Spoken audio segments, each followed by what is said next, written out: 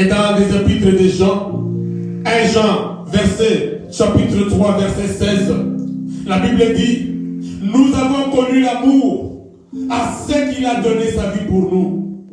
Nous aussi, nous devons donner notre vie pour les frères. Alléluia. Parce que Jésus a donné sa vie pour nous. Bien-aimés, nous aussi, préparons-nous à donner nos vies pour nos frères, pour nos sœurs. Bien-aimé, est-ce que tu es prêt à donner ta vie pour ton frère? Tu es prêt à sacrifier ta vie pour ton frère? Pourtant, la Bible dit, nous devons être prêts à donner nos vies pour nos frères. Alléluia. Être prêt à donner sa vie pour les autres. Voilà une des caractéristiques d'un chrétien vaste d'honneur. Être prêt à donner sa vie pour les autres. Un pasteur vaste d'honneur, c'est celui qui est prêt à donner sa vie pour ses brebis. Alléluia. Pasteur, vaste d'honneur, être prêt à donner ta vie pour les fidèles, pour les autres, pour les brebis. Alléluia. Dans Jean, chapitre 10, verset 11 à 13. Jean 10, 11 à 13. La Bible dit, je suis le bon berger. Le bon berger donne sa vie pour le brebis. Alléluia. Mais le mercenaire qui n'est pas le berger et à qui n'appartiennent pas les brebis, voit venir les loups, abandonne les brebis et prend la fuite. Et les loups les ravit et les dispersent. Le mercenaire s'enfuit parce qu'il est mercenaire et qu'il ne se met point en peine de brebis. Moi je suis le bon berger. Alléluia. Bien-aimé, un bon berger, il donne sa vie pour le brebis. Ce n'est pas quelqu'un qui fuit les brebis car il y a une opposition. Amen. Je connais que beaucoup de pasteurs en Afrique, ont abandonné l'Église. Et d'autres sont venus vivre en Occident à cause des raisons économiques. Alléluia. La crise est entrée dans le pays. Il a abandonné. Il a eu l'opportunité. Il est Église de Tikali Kokufa. Il y a un poto. Amen. Je ne parle pas de tout le monde. Je sais qu'il y a des serviteurs de Dieu que Dieu a envoyés en Occident pour faire l'œuvre de Dieu. Amen. Mais d'autres ont fui. Alléluia. D'autres ont abandonné à cause de la souffrance, à cause de l'adversité. Ils ont vu les loups, et ils ont abandonné. La Bible dit, parce que c'est un mercenaire. Alléluia. Amen. Vous savez, un mercenaire, lui, il vient combattre pour l'argent. Un mercenaire. Prenons seulement l'exemple d'une guerre. Quand vous avez la guerre, vous faites appel à des mercenaires. Le mercenaire, il vient combattre parce qu'on va le payer. Et quand la guerre devient très forte, il abandonne, il part, il rentre dans son pays. Parce que la Bible dit, il n'est pas en paix, il n'est pas autochtone. Amen. Lui, il n'est pas du pays. Lui, il est mercenaire. Il vient combattre pour vous. Quand ça devient difficile, il vous abandonne, il part. Ceux qui vont rester, ce sont vos soldats. Les soldats de votre nation. Amen. Voilà pourquoi dans des églises où il y a des mercenaires, si vous avez un pasteur mercenaire, sachez qu'un jour, il va vous abandonner. Amen. Donc, un chrétien, vase d'honneur, donne sa vie pour les autres. Alléluia. Sixième caractéristique. Un chrétien, vase d'honneur, est une source de bénédiction. Amen. Un chrétien, vase d'honneur, est une source de bénédiction. Lisons dans Genèse, chapitre 12. Genèse, chapitre 12.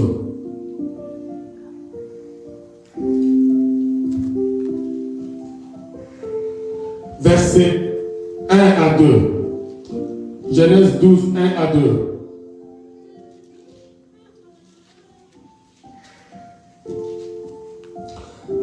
La Bible dit, l'Éternel dit à Abraham. La Bible dit, l'Éternel dit à Abraham, va-t'en de ton pays, de ta patrie et de la maison de ton père, dans le pays que je te montrerai. Je ferai de toi une grande nation et je te bénirai. Je rendrai ton nom grand et tu seras une source de bénédiction. Amen. Bien-aimé, un chrétien, vase d'honneur, est une source de bénédiction. Il n'est pas seulement béni, mais il est devenu une source de bénédiction. Alléluia. Sa présence apporte la paix. Sa présence apporte la joie. La présence d'un chrétien, vase d'honneur, apporte la solution. Il apporte des solutions à des problèmes. Quand il arrive quelque part, il apporte la guérison. Alléluia. Bien-aimé, quand vous êtes un chrétien vase d'honneur, quand vous arrivez quelque part, vous devez apporter la solution. Amen. Vous devez apporter la joie. Les gens étaient tristes. Quand vous arrivez, il faut que les gens se mettent à rire. Alléluia. Amen. Tu es la source, tu transmets la joie. Alléluia. Un chrétien vase d'honneur, quand il est élevé, il monte aussi avec ceux qui sont à côté de lui. Amen. Quand il est béni, il est élevé, ceux qui sont à côté de lui montent aussi avec lui. Amen. Ce n'est pas que vous êtes bénis, autour de vous il y a des minables. Mais vous êtes quel genre de chrétien? Il y a des églises où c'est les pasteurs qui roulent dans de belles voitures. Quand vous regardez les collaborateurs, ils sont à pied. Mais c'est quel genre d'église? Alléluia. Quel genre d'église? Où c'est le pasteur qui est béni? Où c'est le pasteur qui a de belles maisons? Mais ces collaborateurs, les brebis du Seigneur, sont minables. Posez-vous la question. Vous êtes quel genre de chrétien? Peut-être vous êtes un mercenaire. Bien, mais parce qu'un pasteur, vase d'honneur, quand il monte, ceux qui sont avec lui montent aussi. Alléluia. Ils doivent aussi monter. Matthieu 5. Matthieu chapitre 5, verset 13 à 16.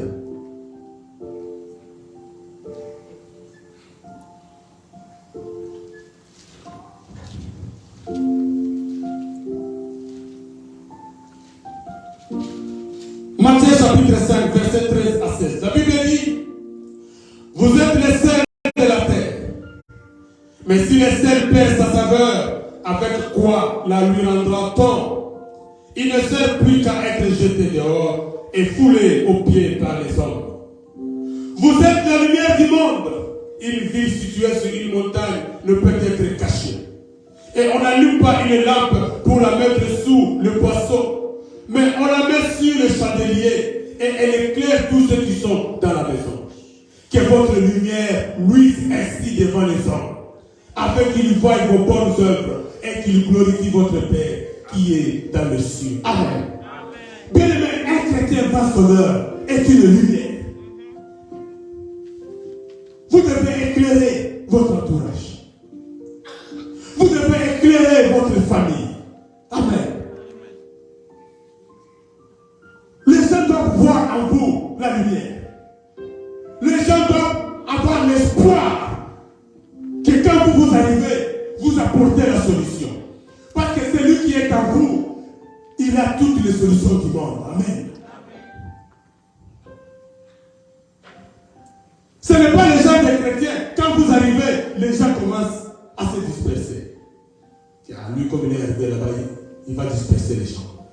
Il va commencer à diviser les gens. Alléluia. Je me rappelle un jour à Kinshasa, je parlais d'une sœur. J'étais en train de donner le témoignage d'une sœur. Et les gens à qui je parlais, ils m'ont regardé, ils m'ont dit, quoi? Elle aussi, une sœur? Je dis, qu'est-ce qui se passe? Il dit, ah, laisse tomber. Pas elle. Alléluia. Parce que ces gens la connaissaient. Moi j'étais en train de donner un bon témoignage. Les gens disaient, laisse tomber. Pas elle. Quel est ton témoignage? Est-ce que tu es la lumière? Est-ce que tu es une source de bénédiction? Est-ce que les gens peuvent compter sur toi? Les gens peuvent compter sur ta présence. Alléluia. Parce qu'un chrétien face au leur pose de bonnes œuvres. Il pose de bonnes œuvres. Alléluia. Et les gens espèrent en lui. Les gens savent que comme il est venu, nous pouvons trouver la solution. Tandis qu'un chrétien vase d'un visage vil, il divise les gens. Là où il arrive, il commence à calomnier les gens. La médisance. Il apporte les troubles à l'église. Alléluia. Un chrétien vase d'un visage vil, il cherche toujours ses propres intérêts. Il n'est pas une source de bénédiction. Lui, quand il prie toujours pour lui-même. Il prie pour lui-même. Seigneur, bénis-moi. Seigneur, donne-moi le mariage. Seigneur, guéris-moi. Seigneur, fais ceci. Toujours pour lui-même. Alléluia. Un chrétien vase d'un visage vil. Il prie toujours pour lui-même. Tout doit venir sur lui. Il ne voit que ses intérêts à lui. Mais il ne voit pas les intérêts des autres. Alléluia. Chrétien vase d'un visage vil. Il est toujours dans des comparaisons. Il est toujours dans la compétition. Bien aimé, si vous voyez à l'église un chrétien qui est dans la compétition, sachez que c'est un chrétien vase d'un visage vil. Oh, moi quand je prie, il y a ceci. Oh, moi quand je fais ceci. Non, bien aimé. Ça, ce n'est pas la qualité d'un chrétien vase d'honneur. Alléluia. Un chrétien vase d'honneur n'est pas dans la comparaison. Il n'est pas dans la compétition.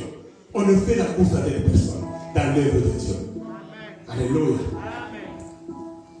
Nous tous, nous travaillons dans l'entreprise de Dieu. Dieu sait placer qui où. Alléluia. Chrétien, vase d'honneur. Bien-aimés, je vous en supplie, soyez des chrétiens, vase d'honneur. Un chrétien vase d'honneur, septième qualité ou caractéristique, il a une foi inébranlable.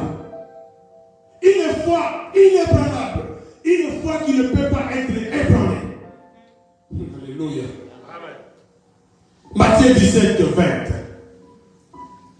Jésus-Christ dit aux disciples, si vous aviez de la foi comme un grain de sénévé, vous diriez à cette montagne, transporte-toi d'ici là, et elle se transporterait, rien ne vous serait impossible. Amen. Bien-aimé, un chrétien vase d'honneur, rien ne peut lui être impossible. Amen. Rien. Parce qu'il a une foi inébranlable. Une foi qui ne peut pas être ébranlée. Alléluia. Bien-aimé, dans Exode 14, l'histoire de Moïse. Moïse était devant la mer Rouge avec le peuple d'Israël. Et derrière, l'armée égyptienne était en train de venir. Bien-aimé, il fallait avoir la foi. Parce que Dieu lui a dit, prends le bâton qui est entre ta main, frappe dans l'eau, et l'eau va se diviser en deux, et le peuple va passer. Bien-aimé, il fallait que Moïse ait une foi inébranlable pour croire ce miracle. Amen. Chrétien va son heure. Une foi inébranlable. Croire que le Seigneur est capable de faire des miracles. Amen. Amen.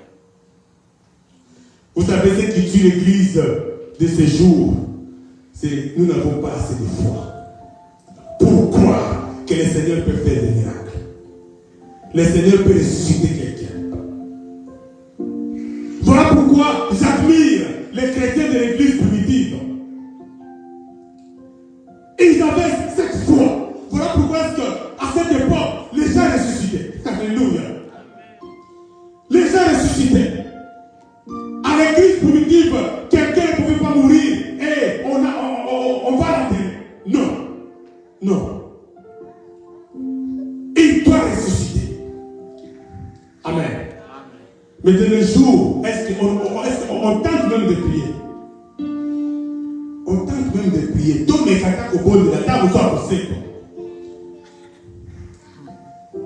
Il y a des chrétiens qui meurent, on va les enterrer vite. Vous savez pourquoi? On n'a pas assez de foi. On ne croit pas à ce que mais cette pensée n'était pas dans la tête des apôtres à l'époque. Ils étaient sûrs que quand nous prions, cet homme va ressusciter. Un chrétien va son heure à cette foi. Inébranlable. Rien ne peut ébranler sa foi. Alléluia. Rien ne peut ébranler sa foi. Jacques 5, 15 dit, la prière de la foi sauvera les malades et le Seigneur le révélera. Le verra. La prière de la foi. Combien de gens meurent avec le cancer à l'église? Nous savons que le cancer, c'est une maladie incurable. Si vous avez le cancer, vous êtes condamné. Mais la Bible dit que la prière de la foi sauvera les malades. Est-ce que quand nous prions pour le malade, est-ce que nous prions avec foi? Ou bien nous faisons seulement la formalité? Prions seulement pour qu'on voit que nous avons quand même prié. Mais en vous-même, vous ne croyez pas que Dieu peut faire un miracle. Alléluia. Un chrétien va son œuvre, c'est celui quand il prie, il croit que Dieu va faire un miracle. Voilà pourquoi, quand Pierre était arrêté, la Bible dit que Pierre était dans la prison intérieure, gardé par deux groupes de gardes. Mais la Bible dit que l'Église priait pour lui. L'Église priait pour Pierre. Et Dieu a envoyé un ange pour libérer Pierre. Et le miracle a été opéré. Pierre est sorti de la prison. Lui-même, quand on est venu le libérer, il pensait qu'il était en train de rêver. Alléluia. C'est quand il est sorti dehors qu'il s'est rendu réellement compte que non, le Seigneur a envoyé un ange pour me libérer. Et Pierre s'est dirigé directement là où les frères et sœurs étaient en train de prier. Et quand il a toqué à la porte, la Bible dit, une sœur qui s'appelle Rhodes est allée ouvrir la porte. Et quand elle a ouvert la porte, elle a vu Pierre, elle a directement fermé la porte. Bon.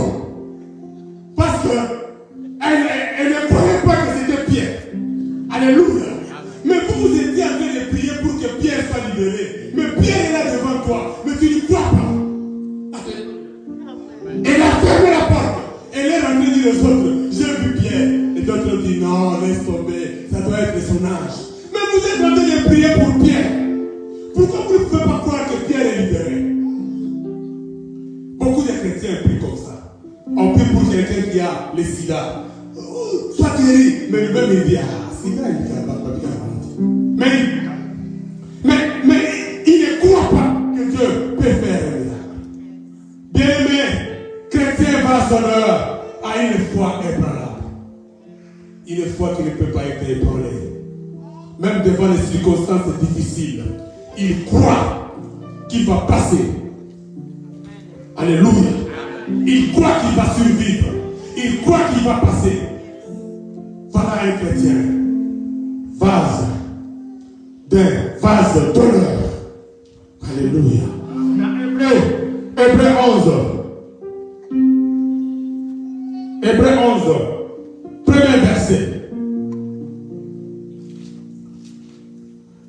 La Bible dit, or la foi est une ferme assurance des choses qu'on espère et une démonstration de celles qu'on ne voit pas. Amen. La foi, une ferme assurance des choses qu'on espère, une démonstration de celles qu'on ne voit pas. Vous êtes en train de démontrer des choses que vous ne voyez pas. Amen. Je connais un pasteur, il était piéton. On était avec lui toujours. C'était un bon pasteur. Et à chaque fois qu'il voyait une marque de voiture passer, il disait, ça c'est ma voiture. Alors, nous on a regardé, pasteur. Tu es un piéton, comment tu sais? Il dit, Dieu m'a déjà promis qu'il va me donner cette voiture. Alléluia. Alors, il s'est comporté. Il était en train de démontrer. C'est ça démontrer. Démontrer que vous avez cette chose. Mais malgré que cette chose est encore invisible. C'est Bible dit une démonstration des choses qu'on ne voit pas. Alléluia. Amen. Chrétiens, Dieu vous a promis des choses. Démontrez que vous êtes déjà arrivé. Démontrez que vous avez déjà ces choses.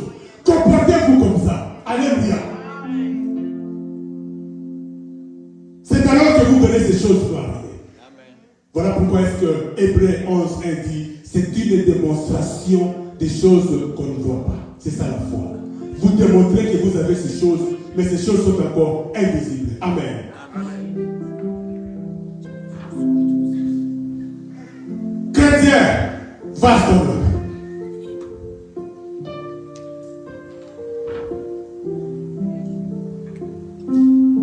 Huitième caractéristique. Un chrétien vaste honneur. Il fuit le plaisir du monde. Amen. Amen. C'est quelqu'un qui fuit le plaisir du monde. Il n'est pas dans les choses du monde. Alléluia. Amen. C'est une personne qui ne se retrouve pas dans les lieux de divertissement ou de réjouissance mondaine.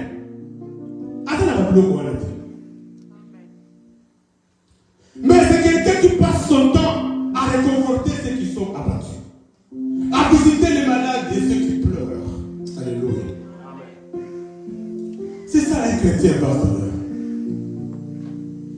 Il y a des chrétiens dans toutes les fêtes au Kouta. Là où on danse la musique mondaine, au Kouta. Tous les musiciens qui viennent chanter ici à Dallas, quand vous allez là-bas, c'est rempli, vous allez voir, ce sont les mêmes personnes qui viennent remplir les églises. Ce sont eux qui remplissent encore les salles des musiciens qui viennent chanter la musique mondaine. Chrétiens, vase des visages vides. Soyez des chrétiens vaste honneur. Un chrétien vaste honneur, on ne le retrouve pas n'importe où. Alléluia. Vous allez voir des chrétiens dans une piscine avec des maillots. Une femme, maman, chrétienne, dans une piscine avec un maillot. C'est terrible. Bien aimé, il y a des choses. Quand vous êtes chrétien, vous devez accepter de supprimer dans votre vie, d'être privé de ces choses. Alléluia. On est tous aux États-Unis, nous sommes aux États-Unis. Non. Alléluia. Chrétien dans une piscine avec un sous-vêtement. Pasteur, nous sommes aux États-Unis. Non, bien aimé. Un chrétien va son heure, c'est pris de ces choses. Il se conserve pur. Il est irréprochable. Alléluia. Voilà pourquoi est-ce que beaucoup des hommes de Dieu sont filmés. On l'a vu dans une piscine, avec une petite culotte. On filme et on met dans les réseaux sociaux. Pourquoi? Parce qu'il ne sait pas se conserver. Parce qu'il n'est pas un vase d'honneur. Un vase d'honneur, il se conserve. Il sait que je suis un vase d'honneur. Je suis traqué. Donc il faut que je me conserve. Alléluia. Il ne donne pas l'occasion au diable, n'est-ce pas, de fermer sa bouche. Beaucoup des ne peuvent plus parler de certains sujets parce que le diable a fermé leur bouche. Quand il va sauter. Et l'homme va sauter. Il y a beaucoup de choses qui vont Alléluia. Donc lui ne peut plus prêcher sur le mariage. Le diable a fermé sa bouche là-bas. Parce qu'il a divorcé, il s'est remarié.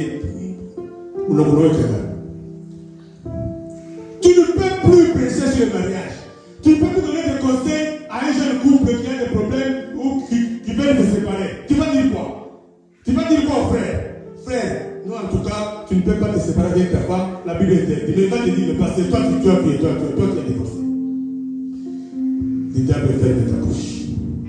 Alléluia. Voilà pourquoi, conserve-toi pur. Qu'on ne te retrouve pas dans tous les lieux. Amen. Mais écoutez maintenant le lieu où on doit retrouver un chrétien. Va à son heure. Ecclésiaste 7. Ecclésiaste 7, verset 2.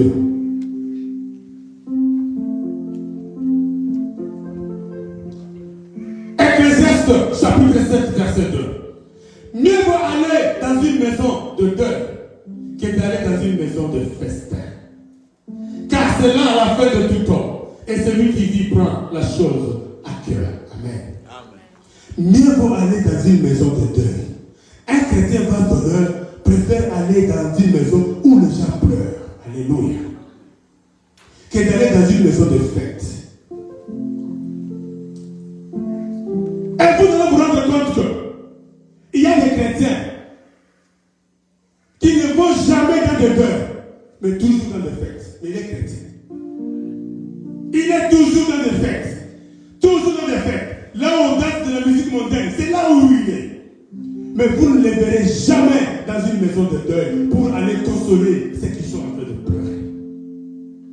Chrétien vase d'un visage vil. Vous ne les verrez jamais. Alléluia. La Bible dit dans Jacques, chapitre 1, verset 27. La religion pure et sans tache devant Dieu notre Père consiste à visiter les orphelins et les veuves dans leurs afflictions et à se préserver des souillures du monde. Alléluia. Amen. La religion pure et sans tache devant Dieu consiste à visiter les orphelins et les veuves. Alléluia. Amen. Dans leurs afflictions. Est-ce que tu visites les orphelins et les veuves? Ou bien, ok, dans le cas tu vas seulement dans des fêtes?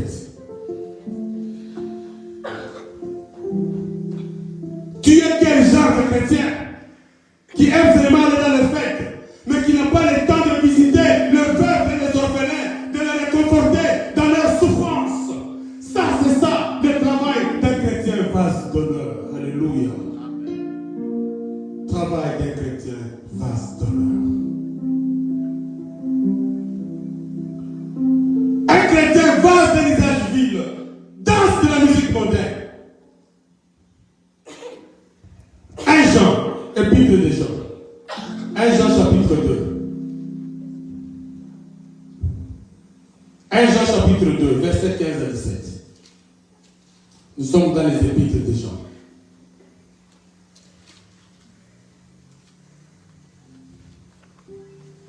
Verset 15 à 17. La Bible dit, n'aimez point le monde, ni les choses qui sont dans le monde. Si quelqu'un aime le monde, l'amour du Père n'est pas en lui.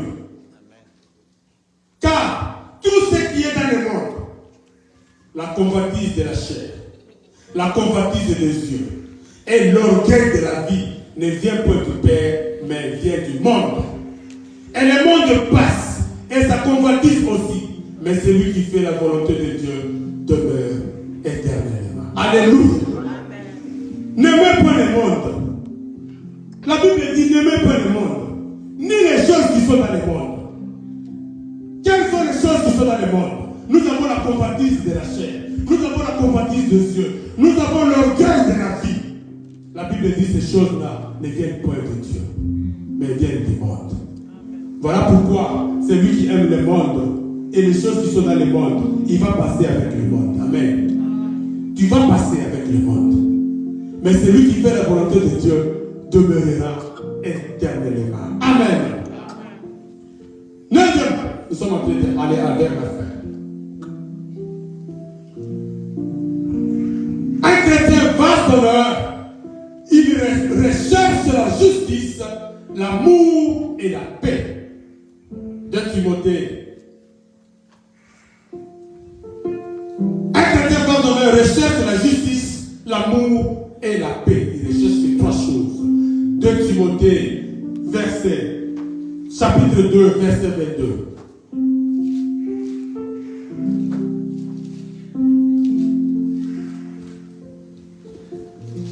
Timothée chapitre 2, verset 22. La Bible dit: fuis les passions de la jeunesse et recherche la justice, la foi, l'amour, la paix avec ceux qui invoquent les seigneurs d'un cœur pur. Alléluia. Un chrétien vaste d'honneur développe en lui les fruits de l'esprit. Bien-aimé, un chrétien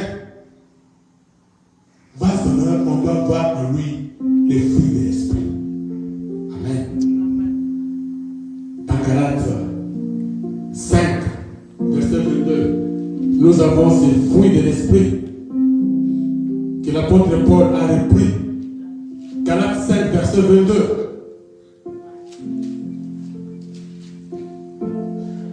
La Bible dit: mais les fruits de l'esprit, c'est l'amour, c'est la joie, c'est la paix, c'est la patience, la bonté, la bienveillance, la foi, la douceur, la maîtrise de soi.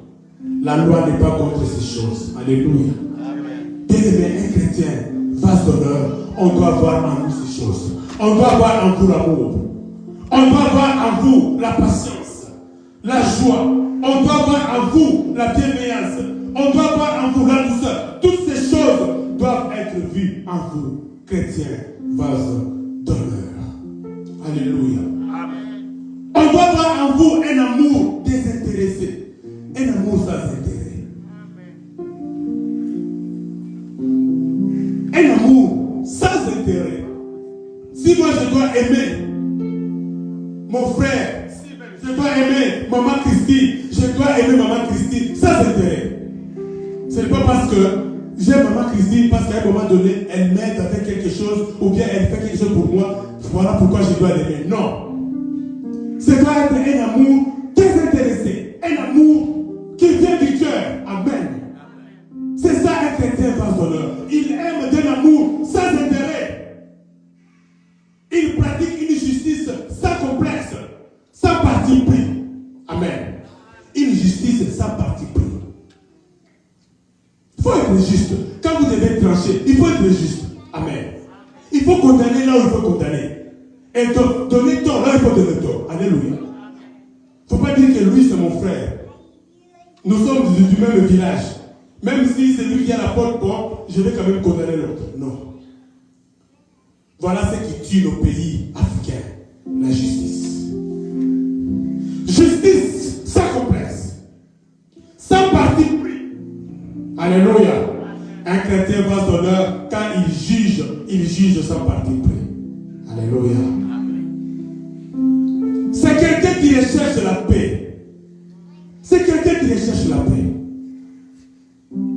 Bien-aimé, la paix que nous devons rechercher dépend de nous. Amen. Même si c'est l'autre qui t'a fait du mal, mais puisque ça dépend de toi, cherche la paix. Amen. Combien de fois on a entendu des chrétiens dire: c'est lui qui m'a fait du mal, c'est lui qui va venir. Non. Un chrétien vaste d'honneur cherche toujours la paix. Amen. Va vers ton frère, va vers ta soeur, ma soeur. J'ai constaté que tu ne me parles plus bien. Il y a un problème. Cherche la paix. Pose la question. Bien aimé, c'est ça être chrétien. Un chrétien, ce n'est pas celui qui boude. Comment on peut savoir mon Dieu? Non. Tu n'as pas encore atteint la maturité. Alléluia. Chrétien va d'honneur, il va aller vers son frère. Il va lui demander, frère, tu ne me salues plus pourquoi? Y a-t-il un problème? La Bible dit, cherchez la paix. Amen. Romains 12, 18 dit ceci. Soyez en paix avec tous les hommes. Amen. Soyez en paix avec tous les hommes. La Bible ne dit pas que soyez en paix seulement avec les chrétiens. Tous les hommes, même les païens. Ceux qui sont autour de vous, cherchez la paix. Amen. Romains 14, 19. La Bible dit, recherchons ceux qui contribuent à la paix. Amen. Mon frère, tu sais que ce que tu es en train de faire, l'autre ne va pas être content. Mais tu continues à le faire. Est-ce que tu cherches ceux qui contribuent à la paix? Amen. Tu sais bien que mon frère n'aime pas ça. N'aime pas cette blague. Vous savez, il y a des gens qui n'aiment pas certaines blagues. Amen. Amen. Quand tu te rends compte que Aningango t'es tika. Parce que la Bible dit, recherchons ceux qui contribuent à la paix. Amen. Un chrétien vase d'honneur recherche ceux qui contribuent à la paix. Puisque mon frère n'aime pas cette blague, je laisse. Amen. Je cherche la paix. Même si cette blague-là semble être normale, non, mais puisque lui n'aime pas, laisse. Amen. Cherche ceux qui contribuent à la paix. Hébreux 12, 14 dit ceci. Recherchez la paix avec tous et la sanctification sans laquelle personne ne verra la face de Dieu. Amen. Vous devez chercher la paix avec tous et aussi la sanctification. Sinon, vous ne verrez pas la face du Seigneur. Amen. Chrétien vase d'honneur, il recherche la paix et toujours la paix. Amen. Nous allons voir la dernière caractéristique et nous allons prier et nous allons clôturer. Dixième caractéristique, un chrétien vase d'honneur reprend les autres avec douceur. Amen. Reprendre quelqu'un, faire des remarques à quelqu'un, mais avec douceur. Amen. Philippiens 14, Philippiens 4. Philippiens 4, verset 5. Philippiens chapitre 4, verset 5.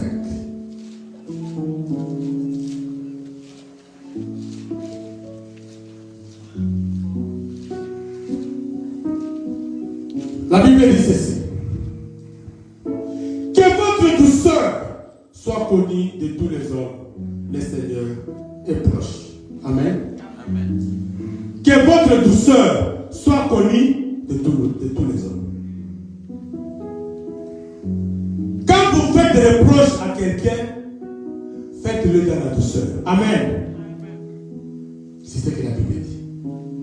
Et que la Bible dit que votre douceur soit connue de tous. Quand on cite votre nom, on dit non. Maman Annie, c'est une femme douce. Quand elle parle, vous sentez la douceur. Amen. Amen. On doit sentir la douceur. Quand vous faites des reproches, même à vos ennemis, même à ceux qui s'opposent à vous, la Bible dit faites-le seulement dans la douceur. Amen. 2 Timothée, chapitre 2.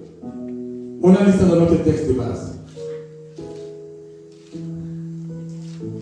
2 Timothée, chapitre 2, 24 à 26. La Bible dit, or, il ne faut pas qu'un serviteur du Seigneur ait de querelle. Il doit au contraire être affable pour tous, propre à enseigner, doué de patience. Il doit redresser, chapitre verset 25. Il doit redresser avec douceur les adversaires. Alléluia. Donc même les adversaires. Il doit redresser avec douceur les adversaires dans l'espérance que Dieu leur donnera de la vérité est revenu à leur bon sens, ils se dégageront des pièges du diable qui s'est emparé d'eux pour les soumettre à sa volonté. Amen. Est-ce que vous savez que beaucoup de chrétiens ont été à la base de l'incrédulité de beaucoup de gens? Beaucoup de gens n'ont pas été sauvés à cause des comportements de certains chrétiens. Ici, la Bible dit, même un adversaire, reproche-le dans la douceur. Pourquoi? Parce qu'un jour, Dieu va les visiter. Et à cause de ce que toi tu as fait, la Bible dit qu'il va se dégager des pièges du diable. Mais combien de fois, quand nous faisons des reproches, on n'a pas la douceur? On crie sur les gens. Toi, qu'est-ce que tu as fait? Mais tu es un chrétien. La Bible dit que votre douceur va être connue de tous. Amen. Faites des reproches dans la douceur. Quel de chrétiens arrogants? Quel de pasteurs arrogants? Un frère peut avoir commis une faute ou même un péché. Mais comment vous le reprochez? Votre façon de reprocher quelqu'un qui a commis une faute ou même qui est tombé dans un péché peut l'enterrer définitivement. Vous pouvez le tuer, l'enterrer définitivement par votre façon de parler, par votre façon de reprocher. La Bible dit que votre douceur soit connue de tous. Reprochez dans la douceur. Parlez avec douceur. Alléluia. Parlez avec douceur. Un raisonneur n'est pas un homme arrogant, mais c'est un homme doux. Il parle avec douceur. Galates chapitre 6, verset 1.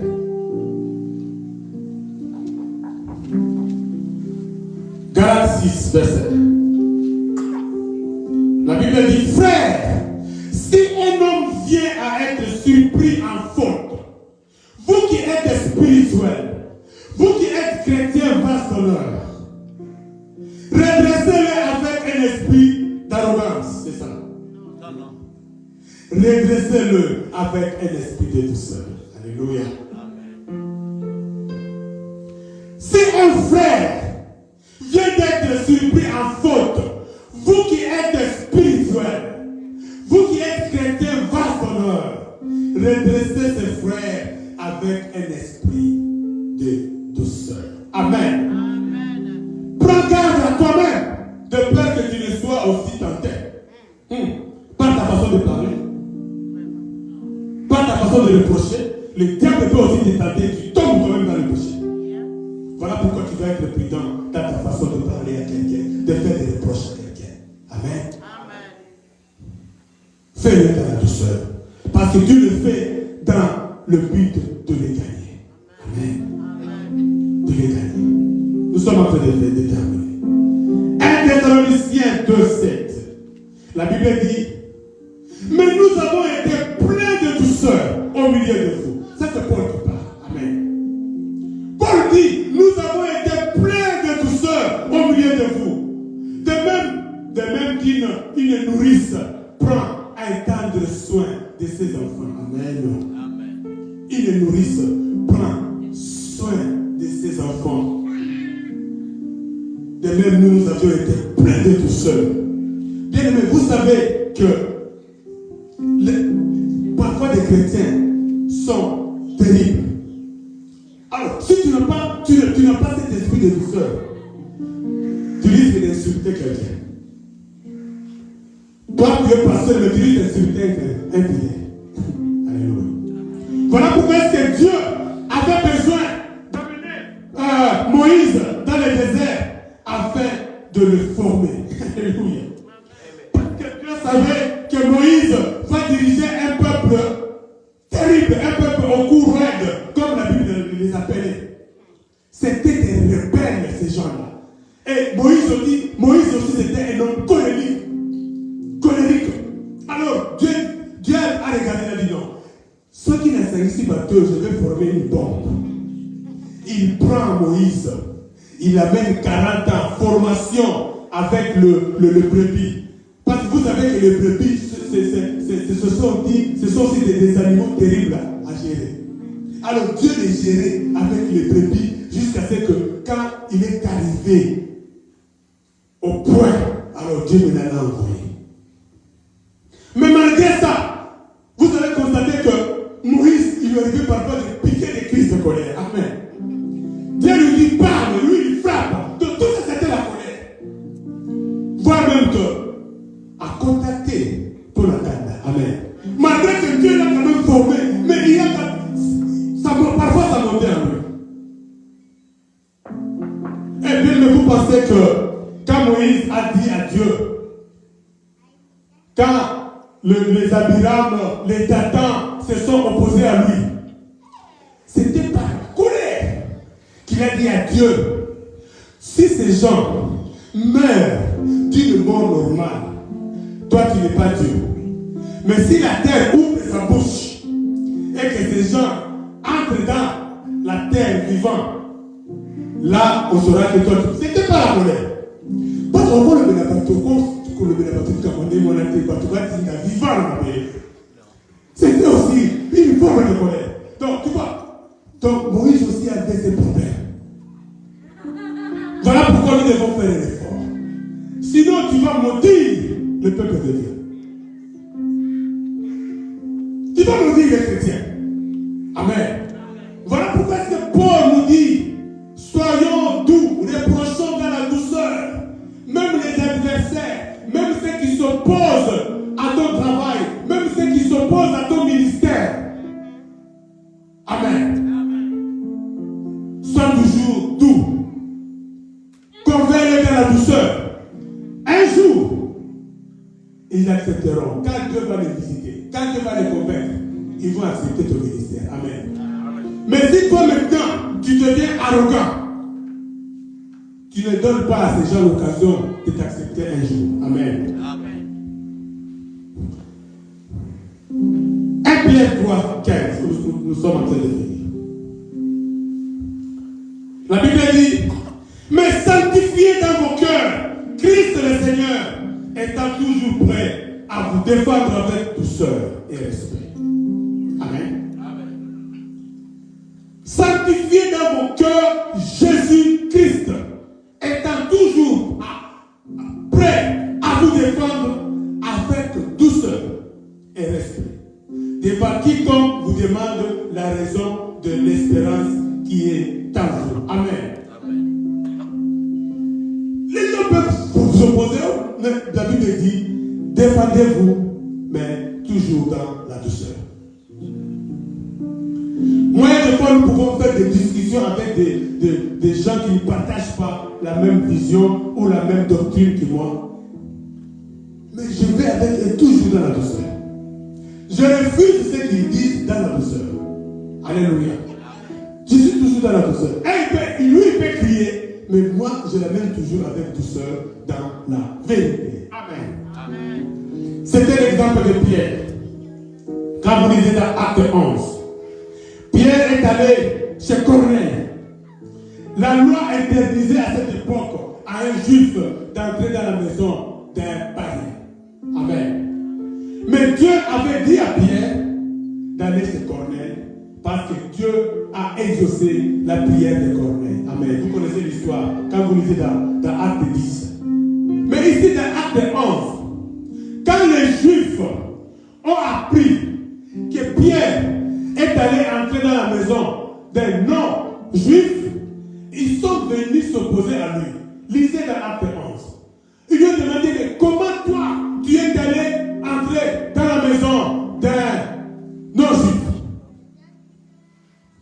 Bien aimé, Pierre n'a pas crié, Pierre n'a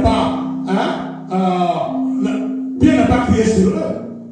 Pierre n'a pas été arrogant.